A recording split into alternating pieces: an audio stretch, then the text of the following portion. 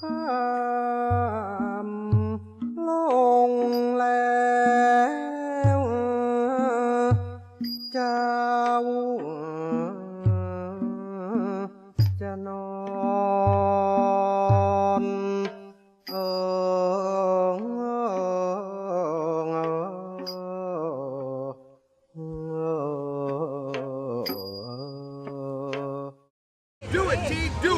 Do it. That's me, filmmaker, narratus, and that is a giant Madagascar cockroach. Cockroachius maximus. Not exactly pad thai, but due to alcohol-fueled bravado, ingesting a cockroach didn't seem like a bad idea. In retrospect, it's pretty crazy. But what's even crazier is what a couple of Singhas, a few Red Bull vodkas, and some cheap Thai whiskey will make you think is a good idea when you're spending 24 hours in Bangkok, the world's craziest city.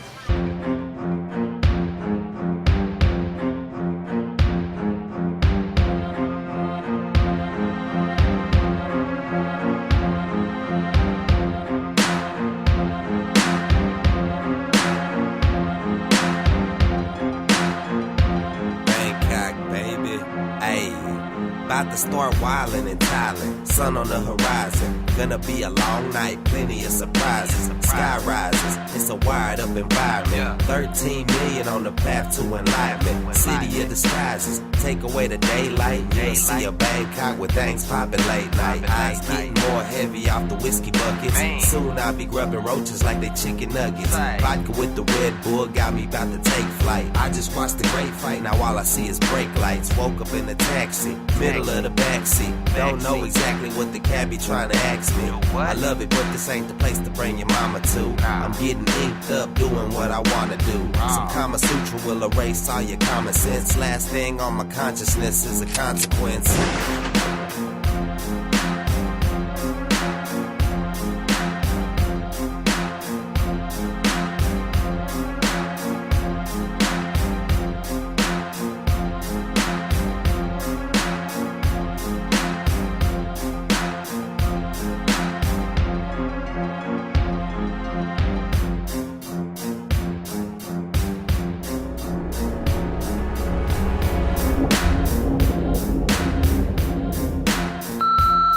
Yo, T. Hey, what's up, man? It's Adam. Hey, I'm pretty sure you're not shooting for your Spring Creek film right now because it's like 30 below up there in Tallulah, Walla Wooka, BC, or wherever the hell you are up there. And you're probably at home right now babysitting those pretty little Winstons and all your friggin' cameras and tripods. So get your ass over here to Thailand and check out this Mahseer fishery we've been dialing in. I'm in Cambodia right now, but I'll meet you in Bangkok and we'll tie one on. Oh yeah, I want my slides back too, bitch. End of messages. Meet me in Bangkok.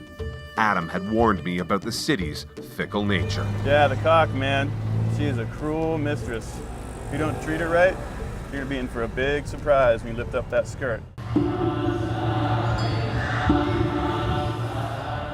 Bangkok, Southeast Asia's city of angels, spiritual center of Thailand's Buddhist culture and home to the world's largest sex trade.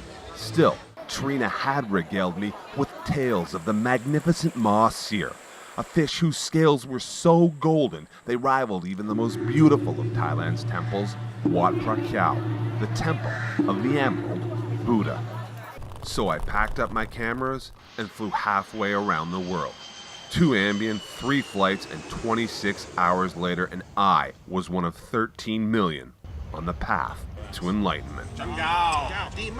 On the ground, drinks in hand, plans were laid out for our rumble in the jungle. Rounding out the party, Chris Keller and Greg Cunningham. After this weekend, we're going straight up to Chiang Mai. The MFC boys were stoked about our piscatorial pilgrimage.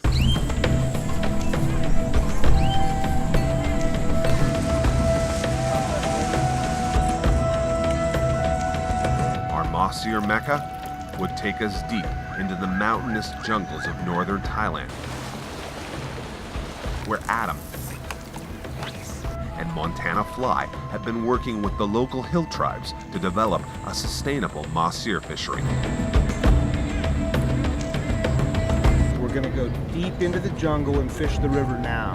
It's perfect timing. It's perfect timing right now because the Mahseer fruit are ripe right now, and so they fall in the water, and the Mahseer absolutely hammer them. This is Thailand's version of the salmon fly hatch. Thailand's version of the salmon fly hatch, and all I had to do was survive one night in Bangkok.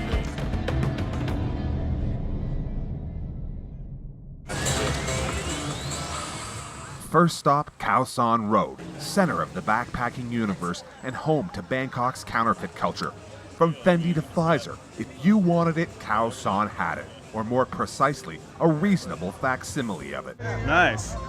That's not the real Fitzroy logo though, is it? That's not it at all. No tag inside. Total Patafonia. We got FT3 stuff though. Look at that. Yeah, look at that. That's fake too. They got everything fake here. That's freaking crazy. It was freaking crazy, but that didn't seem to discourage Chris Keller. สวัสดีครับ ริวแพทเดโกเนีย Yeah He needed a new hat. กี่บาท 300 ครับ ไม่เอา Ferran price ลดได้ 200 ครับ 200 about $6 ครับ yeah I'll take that ครับผม ครับผมครับ As a young Montana guide cutting his teeth on the mow, Chris Keller was living the dream.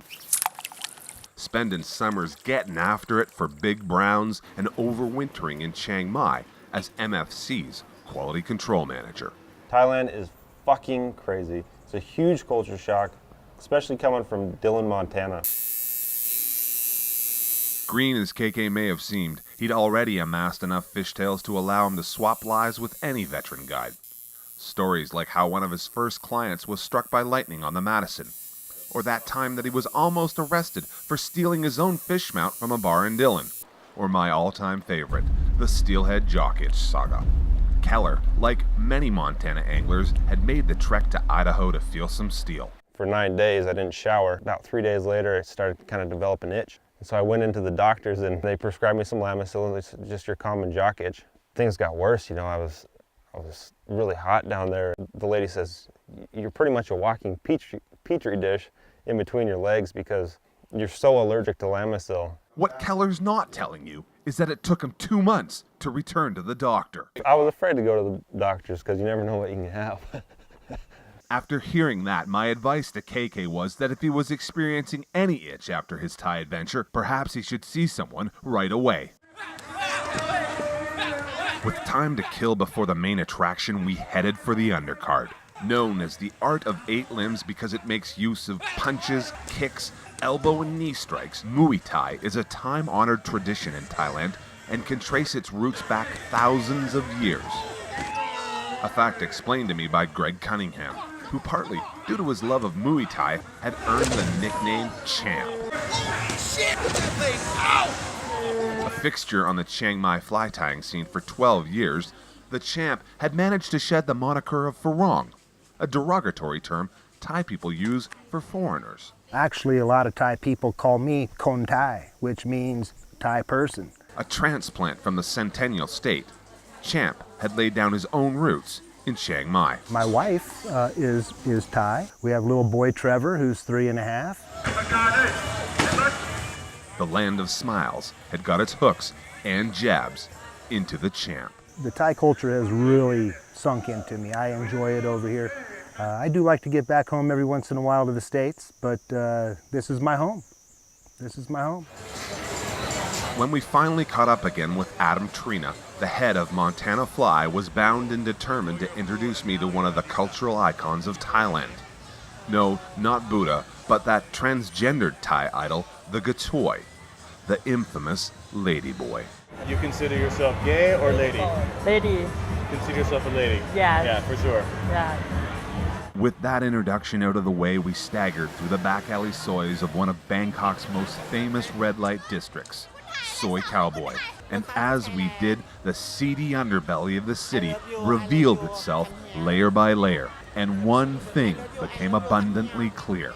Thailand was a country of contrast. This is one of the sides of Thailand that everyone knows is the sex trade and the red light districts, but it's just one side of a huge country that has many, many other sides. And it was one of the lesser known sides of Thailand that I was here to experience.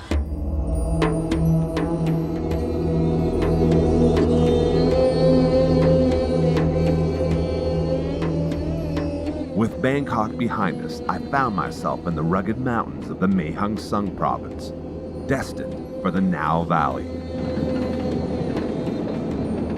Virtually covered in mist throughout the year, the Now Valley has long been isolated from the outside world. Hemmed in by the high mountain ranges of the Shan Plateau, it was home to the Mae Now, a river I had traveled halfway around the world to see. The word now in Thailand means actually reflection. It's one of the very few rivers in Thailand that you can actually see your reflection in because it's so clear.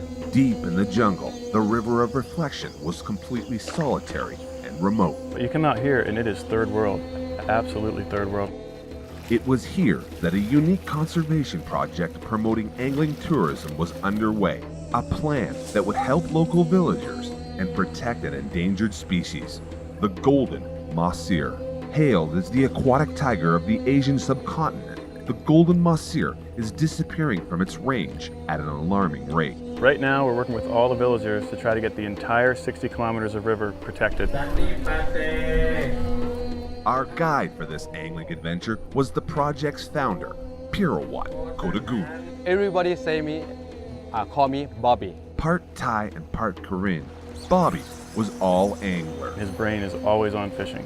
Kodagoon had pioneered Mahseer on the fly in Thailand. That's easy because the Mahseer really smart and really spooky. Bobby's Korean heritage had helped convince the local villagers to allow fly fishing in the Mae Now's protection zones. In the past, they would just net all the Mahseer in the river and keep all of them and kill all of them, and eventually there were no Mahseer. They figured out if they had certain areas that they would protect, that in those areas they would have breeding. These protection zones were sacred, and villagers were forbidden from fishing in them. It was in these zones that we would target the Mahseer. With a quick prayer to Buddha, we headed down the Mae Now. Old school, Korean style. These people have been using bamboo rafts for centuries. They'll put a big platform up on it for you so you can get up high and make good casts. They're masters at getting it down through these little rapids. Well, it's not a drift boat. I mean, it's two Karen Village guys, one on the front, one on the back, with a bamboo pole trying to keep that thing straight. The rafts were a great way to see the river, but the long bamboo poles spooked the Mahseer, and after several days of limited success, we abandoned the rafts. The decision proved to be a good one. Wow, really big! As KK hooked a beautiful blue Mahseer. Just casted a white bugger out in the middle. He kind of had a dead drift, and I saw him sit over the top of it for a second, so I lifted up. Bam! I thought I snagged him in the tail, but he ran all the way up into the bank up here and then back down. I couldn't move him. You wouldn't believe how strong they are. Holy shit. He hung out in here for a little bit, got in the slack water, and I could just drag him right up. Jesus, they fight like crazy.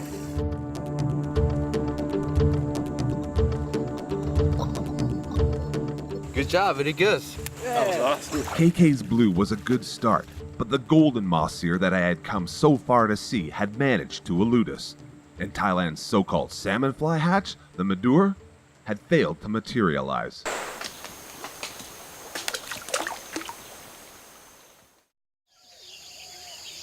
More of a ripening than a hatch, the Mahseer is a type of fig tree. The Korean have the protect in the tree, don't cut.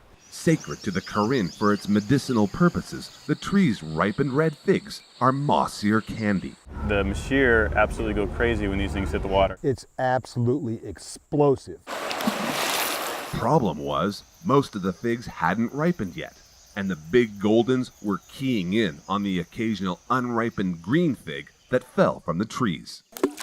They hear that splash and they're all over it right away. Adam had ensured plenty of flies to match the red figs by dedicating 5 of his best deer hair spinners to a pattern called the cherry bomb. Use the cherry bomb, we are called the Mahseer. The cherry bomb was 6 stacks of red deer hair spun and trimmed into a ball. Anywhere from maybe the size of a dime all the way up to a 50-cent piece. The cherry bomb come to the tree. On the top water, the Mahseer, he would love to come right to take the cherry bomb. But none of us had any green cherry bombs or anything that remotely resembled the bright green figs. So we made the 3-hour drive to Mahseer, where Keller headed for the local market. but was quickly distracted. I want to find some of those little Red Bull things. Can I touch your monkey? You don't like me touching your monkey. It's fish heads. Really big fish heads. It was at the local coffee shop that the MFC boys found what we were looking for. KK saw that one of the tablecloths had these green pom-poms on it. So he asked me, see if she'll sell us the tablecloth. So we can cut the pom-poms off and tie them on a hook, see if we can catch some Mahseer with them. So I talked to the lady. You sell me all tablecloth? She agreed. We got about 15 pom-poms off of her tablecloth out of the little coffee shop there in Mahseer. You want to tie one on? Yeah. Back in the jungle that night, KK tied up a dozen new patterns that had promise written all over them. The next morning, it seemed our luck was about to change. This thing takes a lot of floating. But the Mahseer were no pushover, and no amount of floating was going to make them fall for the old tablecloth pom-pom trick. They're pretty selective. Getting them to commit, that's the hardest part. First cast when chain and don't slip right on the water because the Mahseer really spooky, really smart. It was this trait that was endearing the species to exotic fly anglers. It is very technical. You can take one of the most technical spring creeks in the United States, and this is going to match it. A member of the carp family, I had always thought the Mahseer a lowly bottom feeder. Strong, But I was wrong, and the Mahseer was more of a tropical trout. The coolest thing about Mahseer, you know, they're an omnivore. They don't just eat bugs and bait fish or whatever. They're eating fruit and leaves. Mahseer will eat just about anything if you present it to him right. It's all about the cherry bomb. While angling for Mahseer was nothing new, especially in India, where the species was first prized by the British during the days of the Raj, Mahseer on the fly is still a relatively new concept. And while their selectivity made them a challenge, it was the Mahseer's phenomenal fight that made them a legend. They are one strong fish. The fight is just unbelievable. It's so strong. The initial run is definitely like if you hooked a VW bus. It's really fast and really strong. Loud. Once widely distributed throughout its range of Southeast Asia, Mahseer populations have declined by 50%. Even in the most remote regions of the world, the once mighty Mahseer could no longer escape the effects of man. Development, dams, loss of habitat, and overharvesting had made the golden Mahseer an endangered species. And in Thailand, the golden's range was limited to the Salween River and its tributaries like the Mae Now. But thanks to this project, more and more Mahseer were being protected on the River of Reflection. As part of the project, Adam and MFC had partnered with Bobby to negotiate angler access to the Mae Now, a move that had prompted the Karen to increase the number of sacred protection zones. Annually, we pay a fee, and that fee goes into a central account for all the villagers to use. And then every single time that we have a group come out here, there's a rod fee, there is a guide fee, there's a bunch of other little fees that go along with that. They all have one bank account, and the 9 village elders, they get to decide where the money goes to, and most of it goes to schools right now and education. Refugees from Burma, the Karen, have no legal status with the Thai government. The majority live in almost abject poverty, without electricity or running water. When people hear about Karen villages, it's the long necks that they think about. The villages that we went up and fished at up in River Now, there is no long necks. It's a totally different tribe. Belief in the spirit world is centered to the Karen's religion, and we were invited to take part in a ritual sacrifice that was designed to invoke the river's spirit and curse any villager who might kill a Mahseer in a protection zone. Witch doctor put a curse on the religion who fishing on the protection zone. A curse that could kill. If have the religion come to take the fish, can be die. Yeah, can be die and can be curved. It was during this ritual ceremony that we learned of a new protection zone. Located up the valley, it was rumored to be full of big goldens feasting on figs.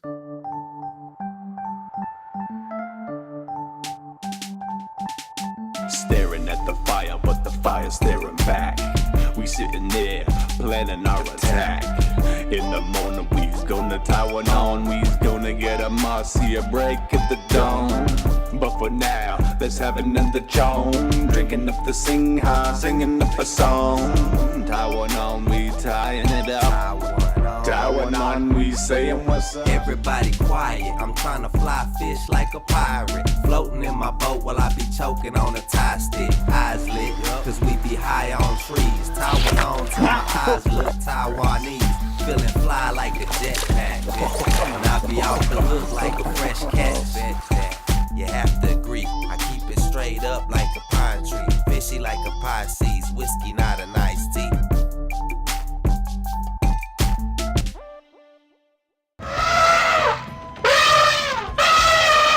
During the night, elephants had been brought in as our beasts of burden. But the giant pachyderms weren't the only thing that slipped into the valley overnight. Thailand's agricultural burning season had finally caught up with us, and it filled the morning air with a thick and eerie smoke. After a lengthy jungle trek on Mother Nature's SUVs, we finally found our Mahseer Mecca, and as promised, the ripened figs were on the menu. When we stumbled onto that hole, it was a whole new ball game. We were on the elephants for a while going in, but when we got there, it was well worth it. The jewel of this new protection zone was a long, riffle-run pool section of the main Ao that was home to numerous large Mahseer. As we stood up on the hill looking down in the hole, there had to have been 1,000, 1,500 fish in that hole. The biggest of which were Thai golden Mahseer, a close relative of the endangered Himalayan golden. A lot of cookie cutter blues, you know, maybe 18 to 20 inch fish. But we were going after the goldens. We wanted the 28 to 30 to 32 inch goldens to come up and hit those cherry bombs. And they did, sometimes feeding it only a foot of water on the bright red fruit, with cakes that were absolutely explosive. It's amazing to watch them come up and eat. It sounds like just a sploosh. What's the size of that golden? But with so many natural figs available, the Mahseer weren't exactly convinced by the smaller cherry bombs. A lot of times you'll make a cast to these fish, and like I said, they're pretty selective. They'll come up and follow, and all of a sudden, they'll come up and just make a big tail slap and a big bam on top of the water, and you think you've hooked up, and it's just, oh. But when you watch them, the water's so clear, they will come up and they'll follow it. They might refuse it 1 time, 2 times.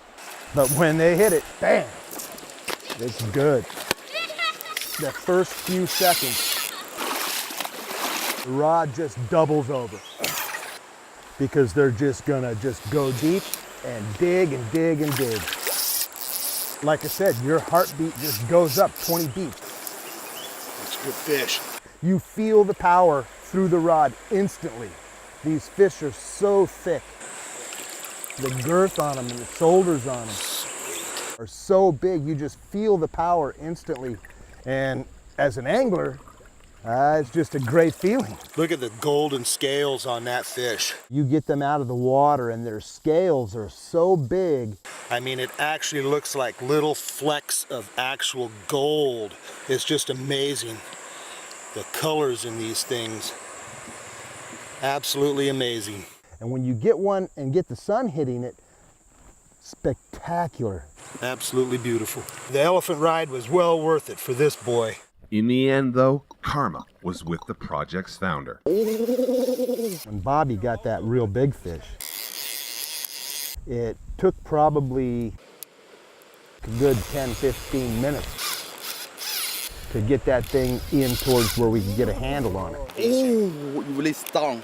Epic battle. Him don't agree. That fish probably went 7 kilos. That's a nice fish, buddy. Right, a little over 15 pounds. They're kind of deceptive. You look at them in the water and you see the length to them, but when you get that fish out of the water and looking at it, the girth and the depth on that fish is unbelievable. Some of these things can be 28, 30 inches long, but you're gonna also have a full girth of maybe somewhere around 17, 18, 19 inches on the girth combined. That's just a big fish anywhere. It seemed only fitting that Bobby would be graced with such an incredible fish to cap our adventure. He puts a lot of work into this up here. He loves the fishery. He's a devout Buddhist, and he's the man that has started to protect all these fish. So just to see him get a big fish like that, it was really rewarding to see that.